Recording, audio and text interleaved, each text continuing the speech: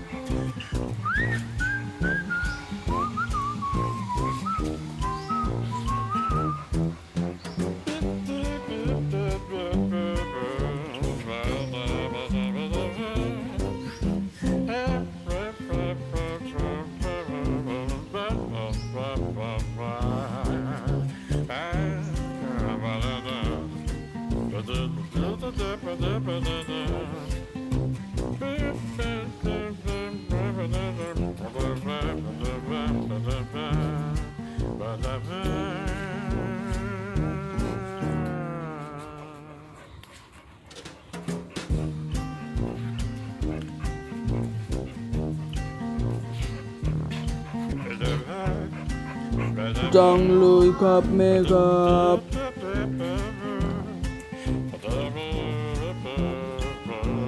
หาที่นอนก่อนนะครับ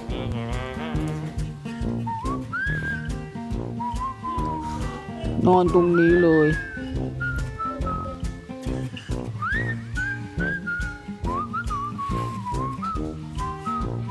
บัสซี่นอนแล้วเหรอ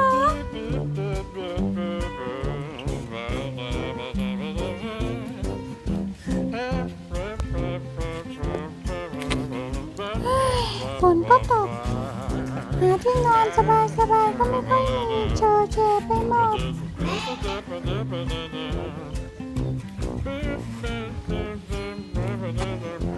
เราก็ว่าอย่างนั้นแหละนอนไม่หลับเลย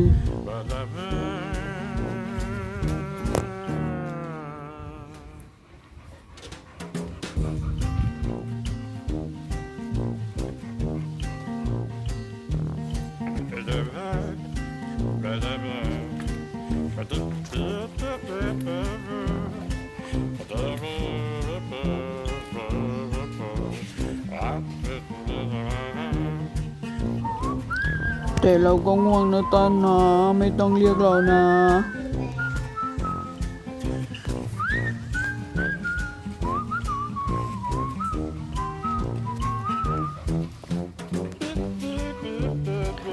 เราก็จะนอนเหมือนกันต้น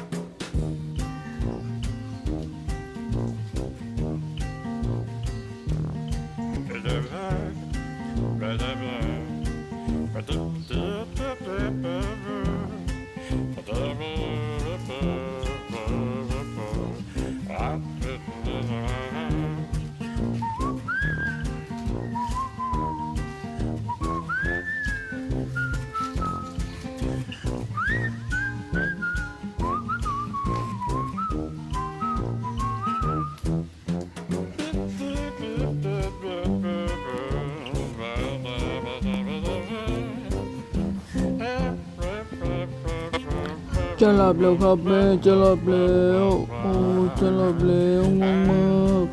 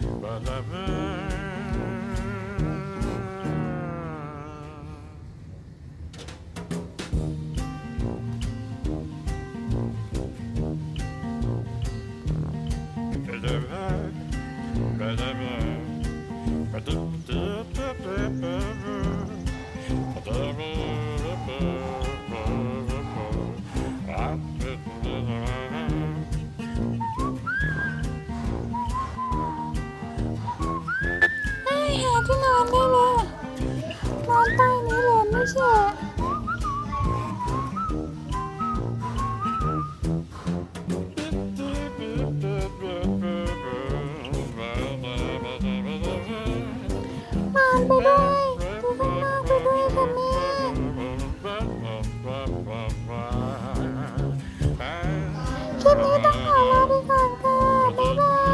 ย